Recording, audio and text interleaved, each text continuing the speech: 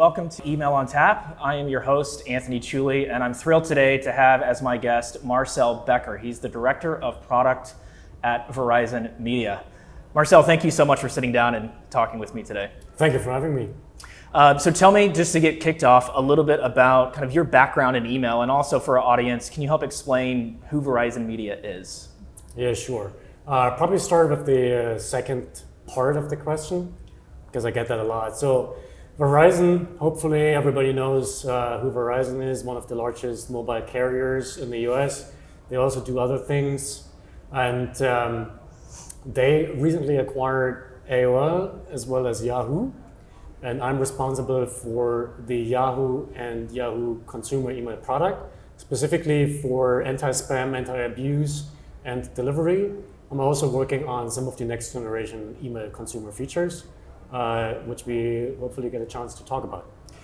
Now, what's the second part? The first part of the question, I was always fascinated with how people actually interact online, specifically how people communicate.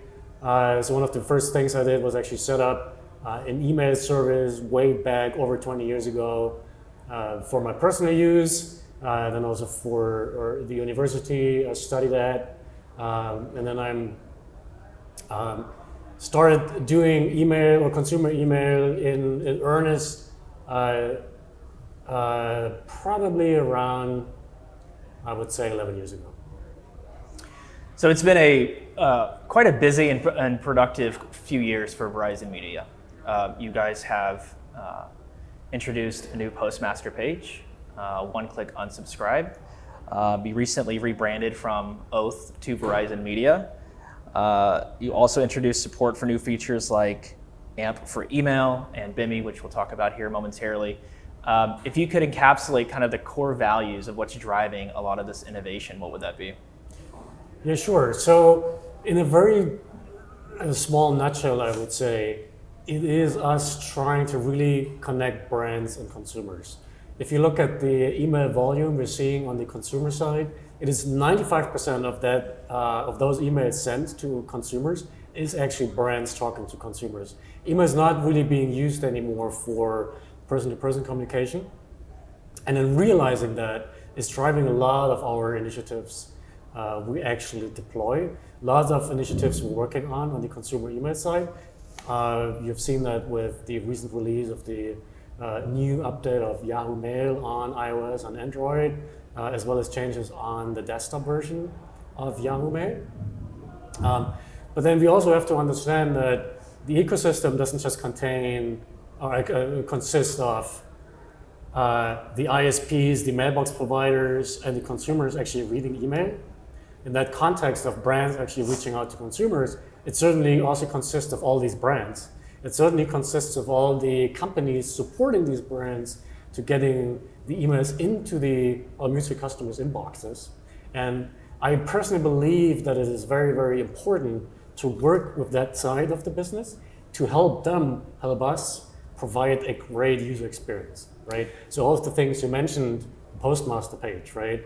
AMP, BeMe, those are all puzzle pieces in the grand scheme of things to create a better experience and really help us to work closer together on some of these initiatives, and that's really why we do that. You mentioned the recent release of the new Yahoo Mail app. That, to me, reading up on those updates, is kind of changing the way that the user experiences their inbox, manages email. What was the driving factors behind that redesign and kind of changing the historical way that people think of managing their inbox? So it was really primarily driven by the fact that we realized, what I said before, that 95% of the emails we're seeing is actually brands talking to their customers, right? It's not talking people to people anymore. And that's realizing that the content of these emails are important to the consumers. They contain important information. It's basically a treasure trove of data and actionable things within that email. And we also realized that traditional email clients are doing a very, very bad job in helping users to actually use and consume and find these emails when they need it, where they need it. So we spent a lot of time and energy really on redesigning the experience to help users find what's in their email, to help users organize it in a way which actually makes sense based on the content, where you can think coupons, travel-related emails, deals, and all this kind of stuff. So this is really the anchor we designed the new Yahoo Mail update around. And like I said before, some of the things we're introducing there also have a ripple effect on all the other things we're actually working on with the sending community. You recently worked on, or I shouldn't say recently, but Alto Mail was kind of a passion project that you were heavily involved in. That's right. And I think that launched in 2012. Much like Google's Inbox by Gmail, it kind of was a dynamic shift away from what a traditional mailbox experience or email client was at the time.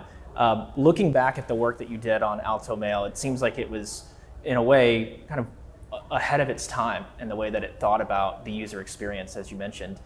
What, if anything, did you learn working on Alto Mail that is now infused in the new Yahoo Mail app, or that you carry on today in thinking about the way that email should work? Yeah, one of the important things we really learned when we did Alto Mail back then in 2012 was, what I said before, majority of the email content is non-conversational, so it's brand talking to consumers.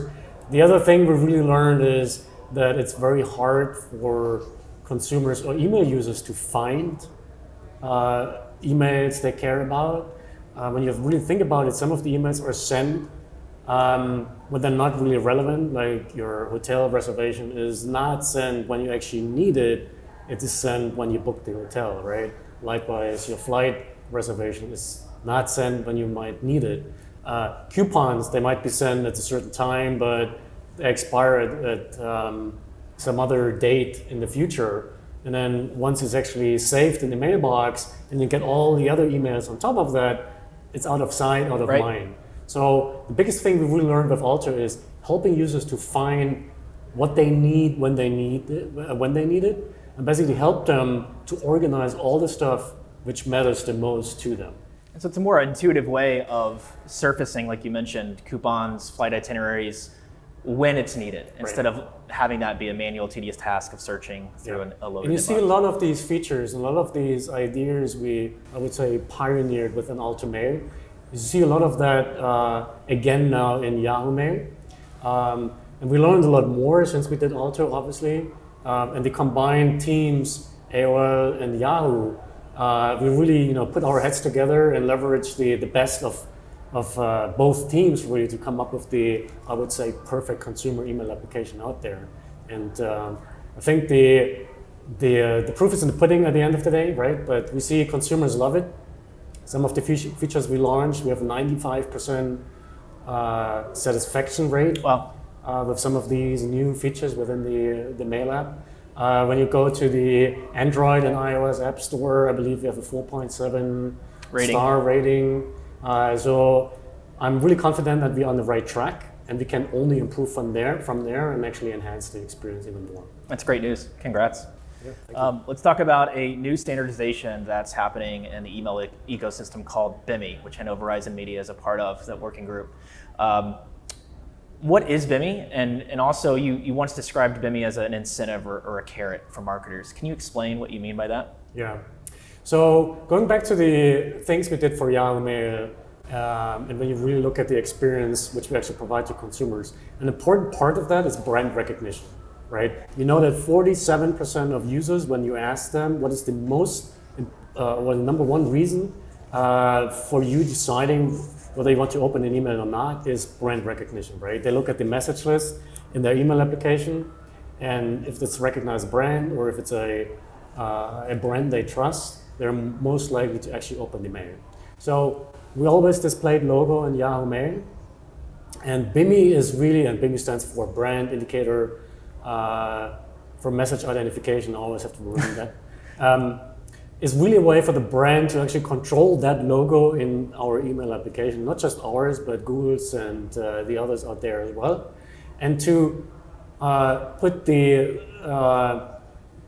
responsibility, I would say, and also the ball in their park at the end of the day. So they can publish the right logo, they can ensure we display the right logo, the latest logo, and it also ensures that their brand is actually recognized.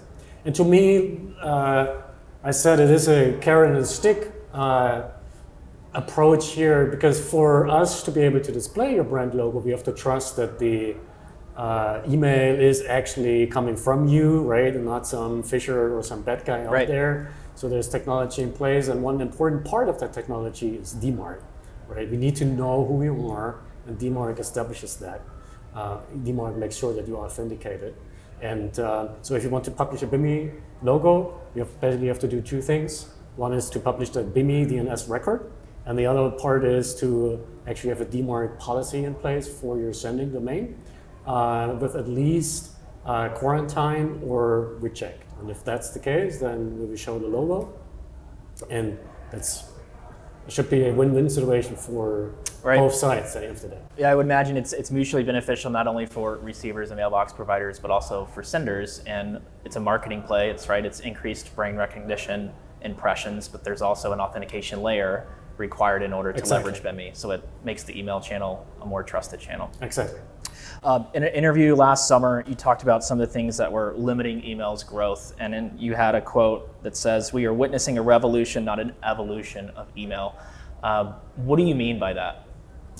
It goes a little bit back to what I said earlier, right? So again, 95% of the email traffic out there is brands to consumers.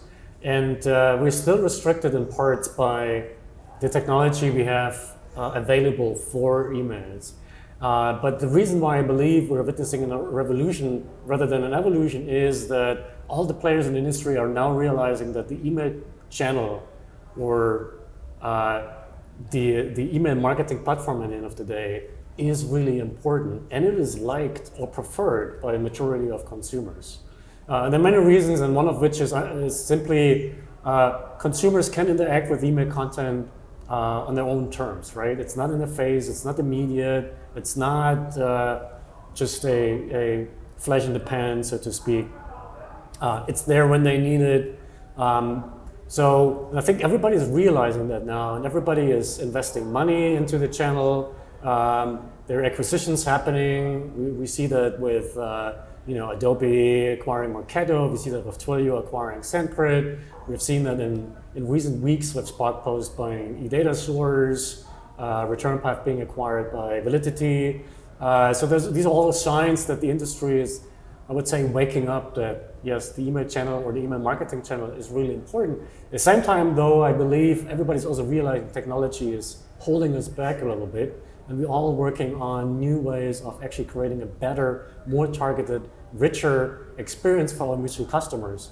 And some of these puzzle pieces like BeMe and others will really help achieving that. And in a way, I also believe that we might tear down some of the traditional walls between the sending and the receiving community, or we might even get rid of some of the technologies out there. So that's why I think it's a revolution, not an evolution. That's a really interesting point. So in your opinion, when the email industry comes together and works on mutually beneficial standardizations or ideas such as you mentioned BeMe or DMARC or others, it seems like it benefits, or has the opportunity to benefit the entire ecosystem. Do you feel like the non-conformity and kind of competitiveness amongst mailbox providers limits some of the ideas and evolution that we could take email? On the contrary, actually, I don't think it limits our ability. What I really enjoy in this industry is actually getting together with our peers, also on the receiving side, the mailbox provider side, and discuss some of the foundational pieces of email, right? And see how can we raise the bar together? How can we provide a better environment for the senders? Because they're our mutual customers as well, right? It's the same sender is sending email to us and to Google and to Microsoft. So if we work together to ensure that they actually have a friction-free experience sending email, if we work together on the anti-abuse level and some of the email standards, everybody wins at the end of the day. And I'm not a believer in trying to compete on these basic layers, right? Just like in the car industry, no car manufacturer would compete on airbags or brakes. It's a good analogy. Right? And the consumers likewise, they expect that all the cars work the same way, all the cars are secure, and the industry there works together, and we should work together there as well. And we certainly do and should compete above that, right? On top of these pillars, on top of that foundation.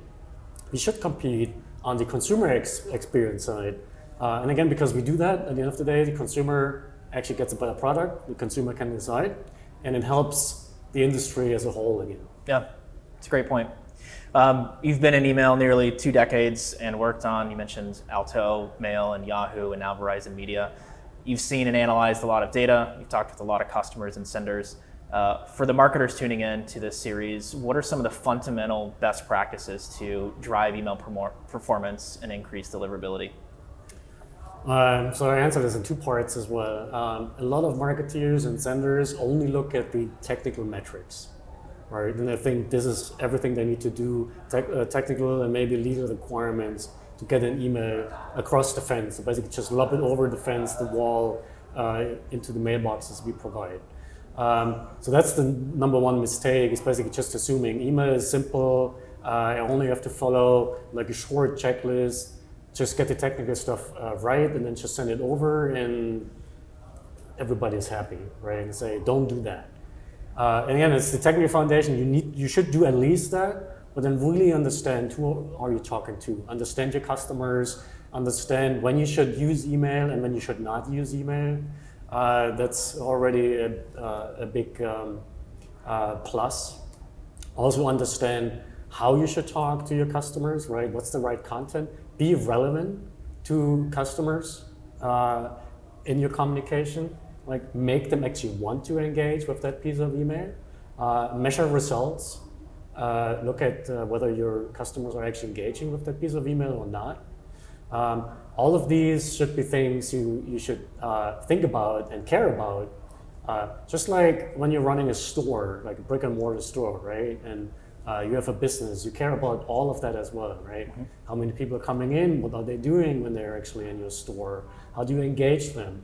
Like, how do you address them? It's almost like humanizing that experience. And Absolutely, right? And we as consumers expect it, right? I think we want to have a pleasant experience. We want to have a personalized, highly relevant experience with the brand we actually love. And if they don't deliver on that promise, if they don't deliver on that expectation, like, we probably just love them less, right? So the email experience is just part of the overall brand experience. And as a marketeer, don't forget that piece. It's a good point to end.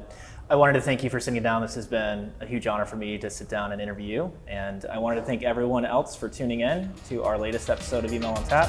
We'll see you soon.